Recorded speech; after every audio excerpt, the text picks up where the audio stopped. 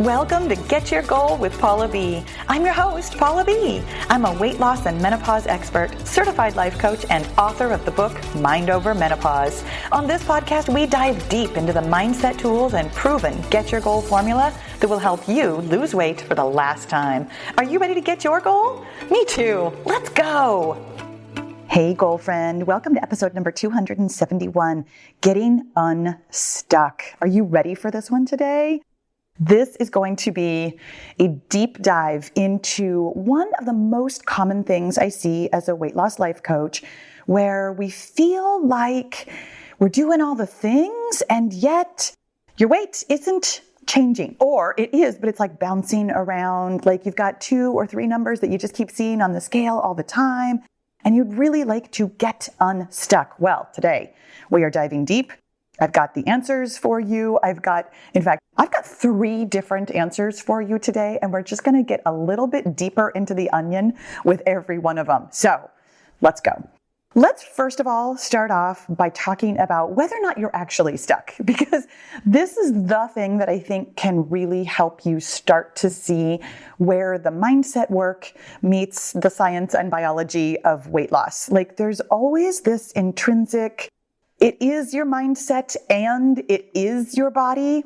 And I want to really be clear about what stuckness actually is, like as a definable thing, as opposed to as the thing that your brain is offering you about what's going on with your body. So let's first figure out whether or not you're actually in what I would define as a plateau for your weight loss. These absolutely happen. And I will tell you that even though lots of fitness trainers and lots of weight loss coaches will be like, oh yeah, you've got to like mix it up and change things up and like shock your body and things like that. Generally speaking, what is going on is that you're not being consistent enough in order to continue to lose weight. So there is like a physical component as to what might be going on. And here's how I personally define an actual weight loss plateau. If your weight is literally the same for a minimum of 6 weeks while you are hitting 100% consistency on the 5 things that we do every day with the 5-0 method, which is to say managing your mindset by finding your thoughts and deciding if they're helpful, eating the right number of calories, which is not necessarily less than you were eating before. It is the right number for you right now. We are drinking the right amount of water, which is half your body weight in pounds in fluid ounces of water. You are sleeping adequately, which means that you have a sleep routine. You're going to bed at the same time every night. You're getting up at the same time every morning. And yes, we're looking for quality sleep, but also we're not worrying about whether or not it is good quality sleep every single night, because frankly, sometimes it's not, and that's completely okay. Having a sleep routine is going to do a lot for your body in terms of regulating your circadian rhythm and getting your cortisol regulated because of that. Which, God, that's a whole nother topic, you guys. I actually, in the process of writing my book, learned so much about cortisol and how it affects us, and estrogen and how it affects us, and how they're intertwined, and how there are 68 other hormones that have to do with like every single body process. And it's so fascinating to me. But this is the short version of it, that if you have a sleep routine, you can help regulate all of your body's processes. And also, the 5th thing that we do with the 5-0 method, which is what we're talking about here in terms of 100% consistency to make sure that you're losing weight, is to exercise moderately every single day. Which is to say, also, speaking of regulating your cortisol, which is to say that you are not over exercising. You guys, the more you exercise, the harder it is to lose weight. This is the most shocking thing to me as a weight loss coach and as I'm going to go ahead and just say former over-exerciser, as somebody who loves intense exercise. This was the hardest thing for me, hands down, to wrap my brain around and to embrace and to really take on board that it's not the work that you do, it's the recovery from the work that actually drives weight loss and health and fitness at our age. Okay. So if you are hitting those 5 targets with 100% consistency, y'all, we're not being sloppy here. It's not like 90% sounds so good. Like Most of the time, that's an A. That's a great grade. And yet, for weight loss, the way I personally am defining a plateau is that you are hitting 100% consistency for 6 weeks. And I will tell you that the reason I define it as 100% consistency is related to the story that I'm going to tell you about how I was stuck, or how let's just give you a spoiler alert, thought I was stuck. And honestly, okay, here's the thing that I really want to be clear with. I didn't think I was stuck. Like, that thought didn't occur to me. I knew it was taking me a long time. This is how I heard it. It's taking me a long time to lose weight. I never heard the phrase, I'm stuck or I can't lose weight. I just kept hearing, wow, this is really taking a long time. And there was like a low grade level of frustration with that. And so this is the other thing that I really want to define for you right at the top of the episode here, is that you might not hear the phrase, I'm stuck. You might, because I do hear that very frequently as your coach, but also you might hear it as, this is taking a long time. I'm feeling really impatient. I can't believe how long this is taking. Like, there are other words or phrases that you might be hearing all the time that feel, I think the predominant feeling here is frustrated. I would say that stuckness is a level of frustration or possibly even anger or impatience that you might notice it as. So here's the thing about why you could be stuck. And what I want to offer you here is that the physical aspect of stuckness is that your weight is probably hovering, bouncing. I mean, there's always going to be a certain amount of fluctuation, like literally always going to be a certain amount of fluctuation. For me personally, my level of fluctuation is a good 3 to 5 pounds in either direction that I consider maintenance. But the reason I define a plateau as being the exact same number with 100% consistency is because very frequently that's not what's going on with you. You probably are bouncing around a couple of pounds, maybe even several pounds, and your brain has decided that that is stuck. So what happens is that you have this thought, I'm stuck, or it's taking me a long time, or I can't get below a certain weight, whatever that number is. Generally speaking, it's going to end with a 5 or a 0. Our brains just love those like milestone weights.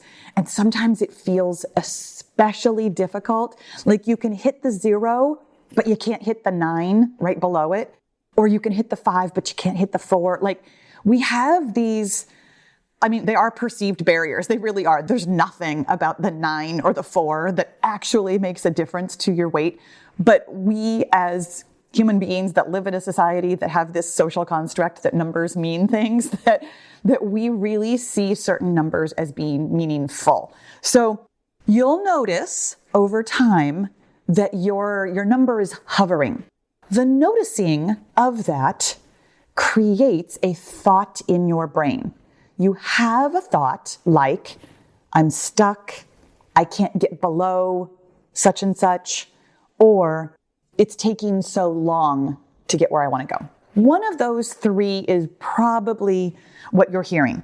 And then, because this is exactly how your brain works, like this is literally brain science, your brain wants to agree with itself all the time. Your brain is constantly taking in perceptions, forming thoughts, and then finding evidence for why that thought is true, and simultaneously creating more evidence so it can continue to be true, so that it can continue thinking that thought efficiently.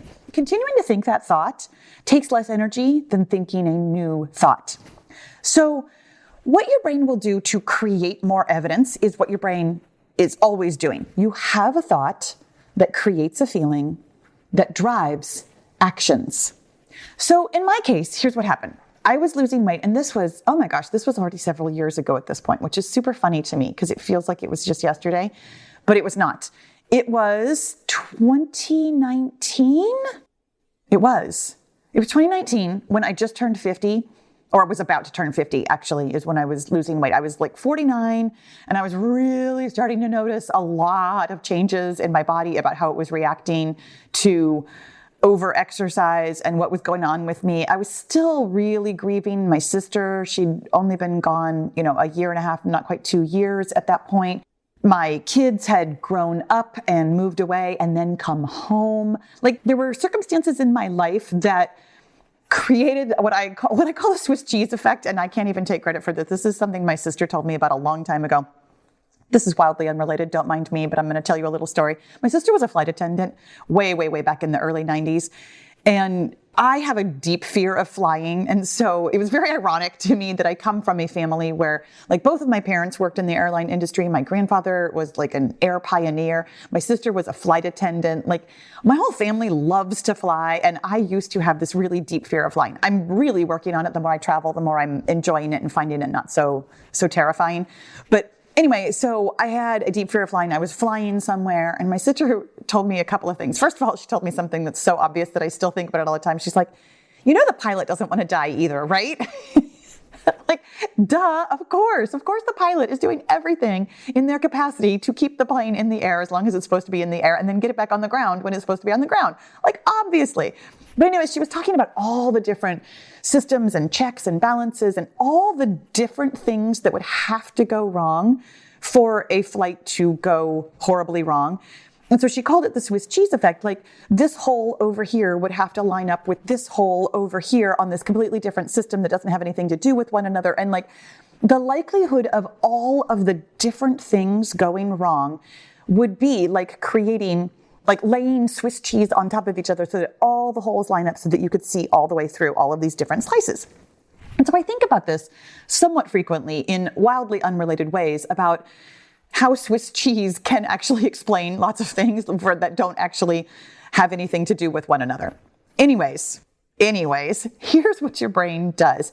It looks for and creates evidence of this thing that you are thinking being true. So what your brain will do is it will drive actions by creating feelings. Generally speaking, these feelings are going to be like low-grade frustration, impatience, those things that don't feel amazing, but also don't feel so terrible that they like really call themselves to your attention very much. Like, have you ever noticed how you can be a little bit frustrated and still just totally get on with your day? Yes. So in any event, here I was in 2019, noticing that I had gained somewhere between 7 and 10 pounds. Like, it wasn't a lot, but it was also just a little bit, like, after years of maintaining my weight, it just felt really yucky. I didn't care for it. So I set about to lose weight and lost a good number of pounds, like, relatively quickly, and then found myself stuck. I didn't think I was stuck. I just noticed that it was taking a long time. I noticed because I was creating evidence for and finding evidence for, this is taking me a long time. But what was going on with me personally was that I was hitting all of my targets, kind of. This is where I'm telling you that 90% might not be as good as you think. I was mostly hitting my calories. I was mostly drinking my water. I was mostly going to bed, but sometimes I was staying up a little bit late.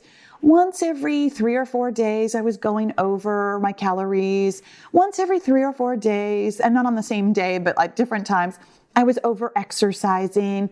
Like, I was hitting my targets, but also, in a very real sense, I wasn't quite.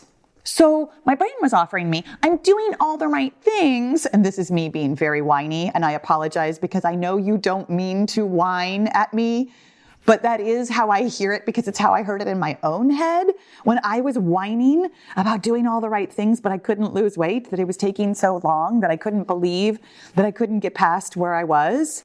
This is what's going on with you. Your brain is looking for evidence that you are right because it always wants to be right. It's looking for evidence that what it already believes to be true is true, and it is creating more evidence so that thought can continue to be true.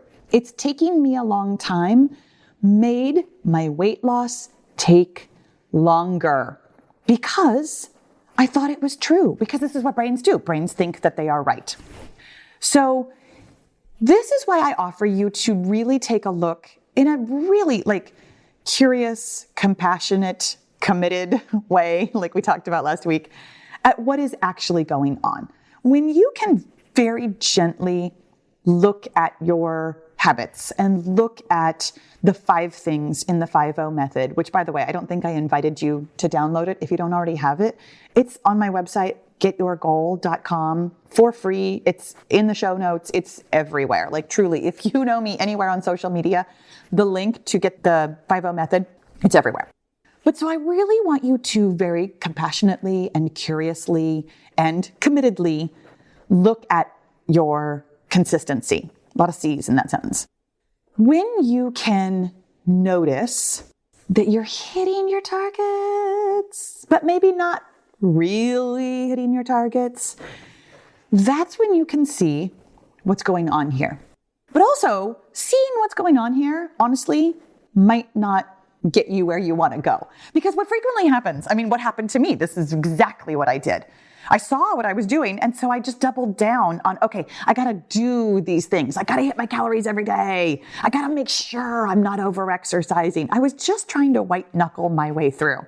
And what I wasn't doing, even though technically speaking, I was totally managing my mindset, I wasn't really always managing my mindset around weight loss. I was sitting down with my journal every day, but I was journaling. And to be fair, this was in the big picture, this was very helpful. I was journaling about my thoughts about grief, about my sister. I was journaling about my thoughts about my kids, about how they came back home. I was journaling my thoughts about my business and how I was trying to grow it.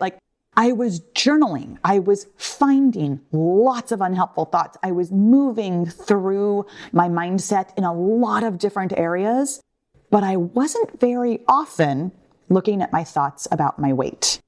This is coming back up to the big picture. This is why I tell you to have one goal at a time, because doing the work, the mindset work, is super helpful for your life.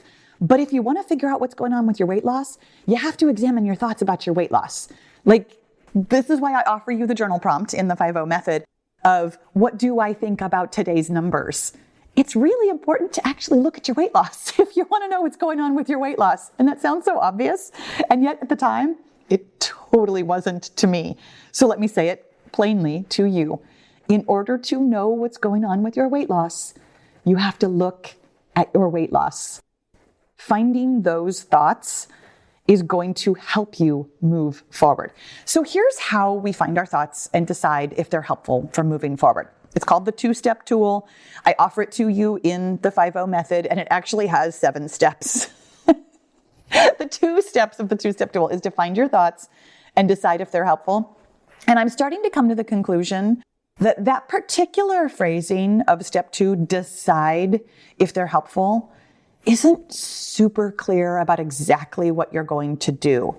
For me, a person who really likes to think, it's very easy to look at my thought and then think more thoughts about that thought and think to myself, gee, this thought is very true, or this thought sounds like it should be getting me where I want to go.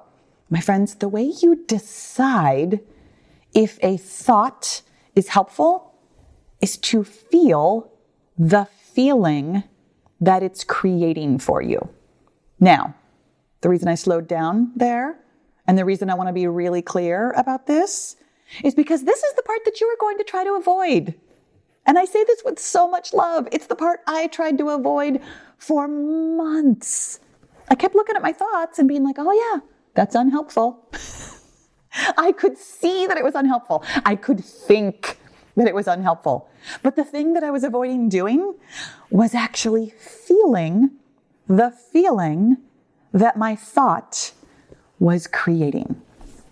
Now, here's the thing about using the 2-step tool and journaling every day. I offer you in the 5-0 method to find 5 thoughts a day. You do not necessarily have to feel 5 feelings a day. For me personally, I can find, generally speaking, finding 5 thoughts isn't especially difficult for me. When you first get started, it might be difficult for you, so don't take that as anything other than this is where I am on my journaling journey that I have learned how to find my thoughts. I have really learned how to recognize them as thoughts, to like come up and out of them and notice that this is a thought that I'm having. It is a spark of electricity in my brain. This thought doesn't mean anything about who I am as a human being. Like, I can see my thoughts as thoughts relatively easily now. When you first get started, that part won't be easy. After you start to recognize that your thoughts are thoughts, that's when you can start to feel the feelings that they are creating for you, because your thoughts create your feelings, which drive actions. You don't necessarily have to feel every single feeling that your thoughts are creating. Some of your thoughts will bring about such a low-grade feeling, it might not be the best use of your time, that you really can recognize, oh, okay, this is where it is in my body. This is how it feels. I can totally see that this isn't a pleasant feeling and how this would be driving actions that aren't getting me where I want to go. You can relabel the thought as unhelpful. You can recategorize it in your brain. You can get so much traction on your neuroplasticity of changing your mind without necessarily having to feel all the way through a lot of your feelings. But sometimes you will need to feel your feelings. How do you know which ones to feel? This is probably the biggest question that I have been really asking myself. And I have a couple of parameters for you. When you notice that a thought is really pervasive, like when you have found this thought in your journal every single day, and you've noticed, okay, this is bringing about this feeling of frustration, and you can recognize that it's unhelpful, and you're really, you're putting in the work. If you notice this pervasive thought, for me, I've talked about this on the podcast so often, it's the thought I'm stupid. That one, I noticed it. I felt it through a couple of times. I kept noticing it. I kept recognizing that it came back up again and again and again. And I had to feel it all the way through. I'm going to say probably close to a half a dozen times, because in different situations, it had just that slightly different nuance that my body needed to feel through to get it up and out of me in order to create the space to even find other thoughts and other feelings. That it was, I kind of like to think about it like a plug or a cork on a wine bottle. Like, it's not really stopping you necessarily, but it is stopping you from having the brain space and the body space to think and feel something more helpful. So for me personally, that I'm stupid thought, it was so pervasive that I realized that I really did need to feel it to get it up and out of the way. In fact, it rarely comes up anymore. Every once in a while, it'll still pop up and I'll be like, oh my gosh, there you are again. How interesting. But it has stopped showing its face every day the way that it used to. When I was stuck, when it was taking me a long time to lose weight, I noticed that the thought, it's taking me a long time, came up so often that I finally realized, okay, I'm gonna have to feel this one through. It wasn't a big feeling. It wasn't something that felt tragic. It didn't feel like a big thing, which is why, honestly, for the longest time, I really thought I could just recategorize it by putting the word unhelpful next to it in your journal, the way that I tell you how to do in the 5-0 method. I really, truly thought that I was putting in the work. And yet it was so pervasive that I finally decided to feel that feeling all the way through. So this is one of the parameters that I offer you. When you notice a pervasive thought, go ahead and feel the feeling all the way through, meaning allow it to exist in your body, like identify what it is by either giving it a name or just recognizing that this is something that you are feeling. Allow it to be there. Describe it to yourself, like really stay in your body, describing all of the sensations. Okay, my throat feels like it's kind of closing up or itchy. My fingers and toes feel very tingly. My stomach feels like it's clenching. I feel very cloudy inside. My ears feel very muffled. Like really describing all of the physical sensations as opposed to, gee, I wonder why I'm having this thought. This reminds me of something from my childhood. I've had this thought forever. Like rather than letting yourself go down a thought rabbit hole, really sit inside your body and describe the physical sensations only. This is harder work than you realize, but it gets easier with practice. Sitting inside your body and just allowing the feeling to be there, generally speaking, takes about a minute and a half. It's actually, in the grand scheme of things, it's very fast. While you're doing it, it's going to feel unbearably slow. Like, it's really going to take a lot of mental focus on your part to stay inside your body and only be describing the physical sensations instead of thinking more thoughts. But when you do that, there's this magical thing that happens that is kind of like I was talking about with the wine cork on a bottle.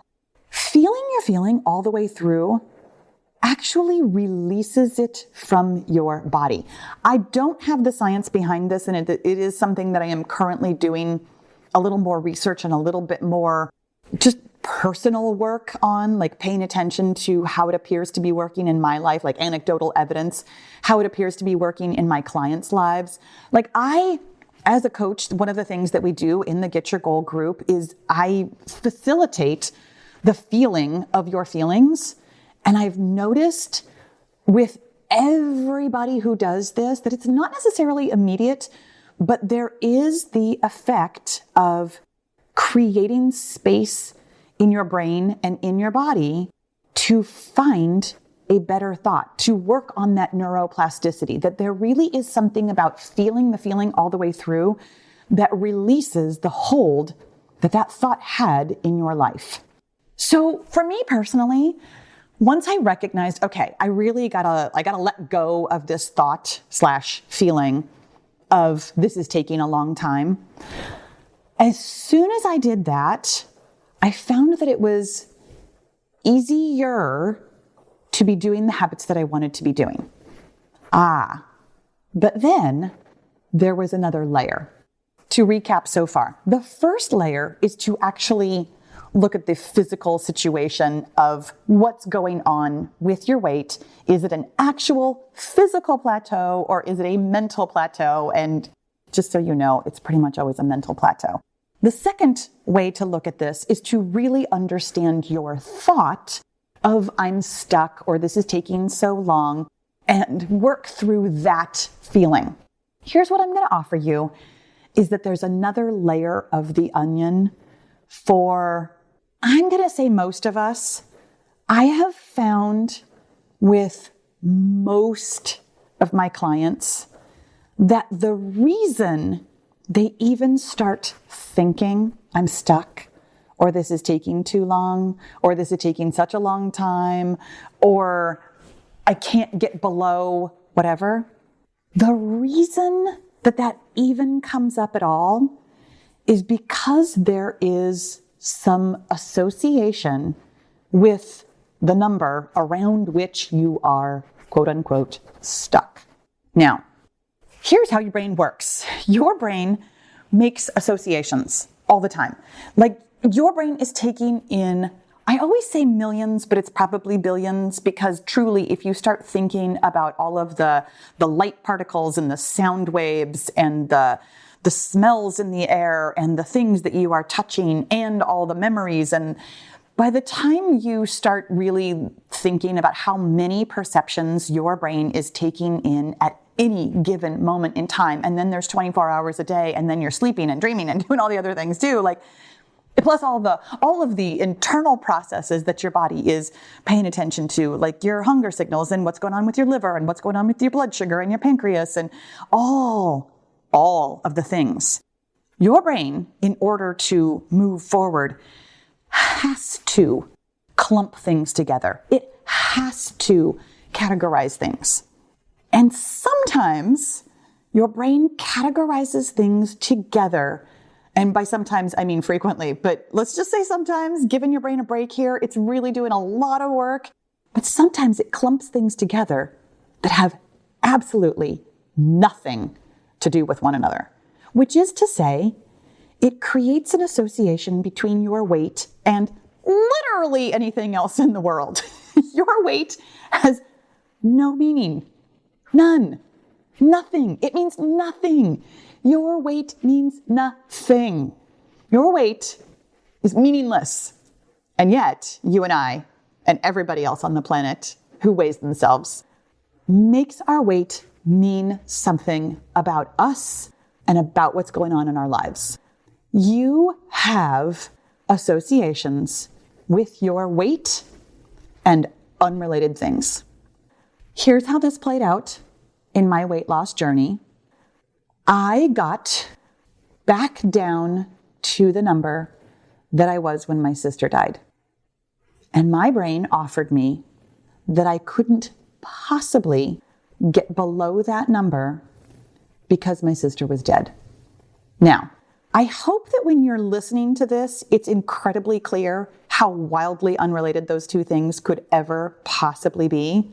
But to my brain, it made 100% perfectly logical sense that I enjoy being a certain weight. There's a weight that feels really good. I feel like myself. I feel strong. I feel fit. I feel powerful. It was the weight that I was for 15 years. Like, there was a weight that I easily maintained, that I felt amazing at, that I, quote unquote, couldn't get to because it felt so good. And my brain really didn't think I should feel that good if my sister was dead. Now, there's a conversation to be had here about how your weight doesn't make you feel good. Like that, I do not want you to think that I am equating feeling good about yourself with your weight because again, your weight is meaningless. Like, the reason you feel good is because you think good thoughts. I had lots and lots of thoughts about I'm strong, I'm fit, I'm powerful, I'm fast, I can do anything I want to, I'm on top of the world, like with all kinds of things going on in my life. So it wasn't anything to do with the number on the scale. You do not feel good about yourself because of your weight. You feel good about yourself because you have thoughts about not just your weight, but like about your life, about your ability to be confident about things, about your ability to get things done, about your ability to fit in and belong and deserve nice things and all of that. So when I'm telling you that my brain associated with this weight with feeling good, it's not because of the weight. It's because I had associated it with those thoughts. And my brain also felt like I didn't deserve to have access to those good feeling thoughts anymore because my sister was dead. And therefore I couldn't weigh that number anymore because I couldn't feel good because my sister was dead. I know this got really convoluted, and this is exactly what I'm telling you. This is a layer of the onion that's going to feel very tricky for you to unpeel. You have an association with whatever number you allegedly can't get under, that it's going to benefit you to uncover and simultaneously recognize that that has nothing to do with your weight. Like, this is the thing that I want you to peel apart, that the number of your weight has nothing to do with your ex-husband. It has nothing to do with that time you got sick. It has nothing to do with one of your parents dying. It has nothing to do with your life falling apart for some other reason. It has nothing to do with this bad thing that you associate with that number. And make no mistake, there's a bad thing that you associate with the number. And I don't know what it is, which is why I'm trying to give you a lot of different examples. And it might be something like really simple. I mean, it could literally be just that you got sick, like in a way that mildly inconvenienced you. Like, it wasn't even a big tragic thing. I don't mean to, I've given you kind of tragic circumstances that make it seem like, oh, it really has to be something big. No, sometimes your brain has just really associated something that it doesn't need to associate. And when you can uncover that, and the best way to uncover it is, what do I think? I mean, in your journal, what do I think about weighing whatever it is? The number that ends with a 9 or a 4. What did I have to do to get there? What did it mean when I was there? What did somebody say to me about, I don't know, being too thin or looking sickly? How did I feel about that number? What do I associate with this number? There might be something, I'm going to go ahead and keep using the word tragic because it sounds so big and tragic, but there also might just be something so innocuous that you've ignored it. Either way, that thing is what you are going to have to feel through next. For me, doggies, let me tell you, I had to feel through grief again. And weirdly, I had to feel through like the pride and the confidence and the amazingness of feeling that weight, because my brain was offering me that I couldn't feel those feelings anymore, that I shouldn't feel those feelings anymore because my sister was dead. Y'all, like I said, this is an onion. The thing that I want you to take away from this, like big picture thing that I want you to take away from this, is that getting unstuck means feeling your feelings. Like I could have said that a long time ago, right? Like I could have said that at the top of the hour and been like, in order to get unstuck, just go feel your feelings. But hopefully by giving you these different examples and like walking you through the process, hopefully I've given you a little bit more of a clear path for which feelings to feel through. But I'm also going to offer you that there's no way to do this wrong. That if there's a feeling that you'd rather not feel, if there's a feeling that is uncomfortable, that feeling is the stuckness. That feeling is what's sticking you to the place where you are with your weight. The path through your stuckness is feeling your uncomfortable feelings. And I don't know which ones it's going to be. Like it could very well just be the feeling of stuck. It could be that frustration. It could be that impatience. It could be that kind of low grade yuck. That feeling, once you feel that one all the way through, might set you on the path to from here to goal weight in 0 to 60. But you might have another layer. You might have to dig through and find the association that you have and feel through that feeling.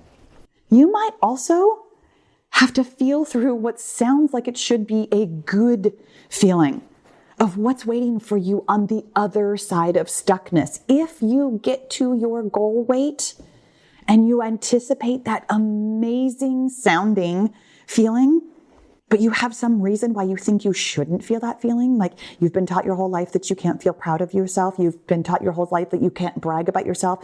You've been taught your whole life that you can't feel confident and sure of yourself. Feeling that allegedly good feeling, even though it feels uncomfortable to you, is the path to getting there. You guys, feeling your feelings is an integral part of the two-step tool that isn't something that you actually have to do every time. And I really kind of want to parse this out for you a little tiny bit more about how and why feeling your feelings is the way to go, and why you don't always have to feel every single feeling. For me personally, the way that I decide which feeling I'm going to feel is I really lean into whichever one is the most uncomfortable. Like when I notice that I'm feeling a lot of resistance about feeling a feeling, I'm like, oh, well, clearly that's the one that needs to get felt because that's the one that's getting me stuck here. When I feel resistance, that is my cue that that's the thing to feel. Now, sometimes I don't even necessarily notice the feeling in my body, but I'll hear the thought and I'll be like, oh, that one just has an energy to it. I call it the full body zing. And what it is my body actually recognizing that there's a feeling there before my brain can have the thought that there's a feeling to be felt. I like to describe it as instinct. If you don't think that you have an instinct or an intuition for this work, I didn't used to think that I did either, but the more I've leaned into feeling my feelings, the more I've noticed that my body understands my feelings before I have a thought about it. That's why they call it your gut instinct or listening to your gut. It's because your body is having a physical sensation that you haven't even noticed yet, and it's giving you information. leaning into the physical aspects of mindset work is an integral part of getting your goal, of moving forward. Really creating and honing and practicing that brain-body connection. I mean, I've talked about it for years. If you've ever watched one of my workout videos, I have talked about the brain-body connection. And I've talked about how beneficial it is in terms of like finding your physical balance and finding your physical strength and building your muscles, building your bones, building, your cardiovascular endurance, like all of the physical benefits that it has for you, for your health. My friends, it has all of those benefits for your mental health also. Thinking your thoughts and feeling your feelings is the key to mental health. Recognizing your thoughts as thoughts, feeling your feelings as physical sensations that are just that. They're physical sensations. They don't mean anything about you or about your life or about your abilities or about your deservingness or worthiness or your desire to belong or what you can get in the world. Your physical sensation feelings don't actually mean anything about you. They just exist. And you're capable of feeling them. And when you do, you will create the space in your body to get unstuck and move towards the thing you want. I feel like this was kind of a lot to take in today. And I strongly suggest that this might be the kind of episode that you kind of take in pieces. Like, honestly, even the first part about just like, wait, what's a plateau? What are we even doing here? And then understanding your thoughts about being stuck. And then diving deeper into the thoughts about the associations you have with certain numbers that are creating the stuckness that you then notice and have thoughts about the stuckness that then create the plateau that you thought you were on. Like, the deeper you dig, the less stuck you'll be. And I really, really hope that this was helpful for you. Thank you so much for listening. I'll talk to you again soon. Thanks for listening. Be sure to leave a rating and review so other women of a certain age can stop struggling with the scale and start loving their menopausal bodies. And if you're ready to change your mindset while you're changing your weight, then it's time to get into the Get Your Goal Mastermind group, where you'll find my proven success formula, answers to your questions, expert coaching, and the community support you've been looking for. You don't need to lose weight alone when you can have fun and level up your mindset with friends. With weekly coaching calls, live journaling classes, and access to the tools and strategies I've used to help thousands of women lose weight for the last time, the Get Your Goal group is the place for you to get your goal. Learn more about group membership at www.getyourgoal.com. And I'll see you inside the group.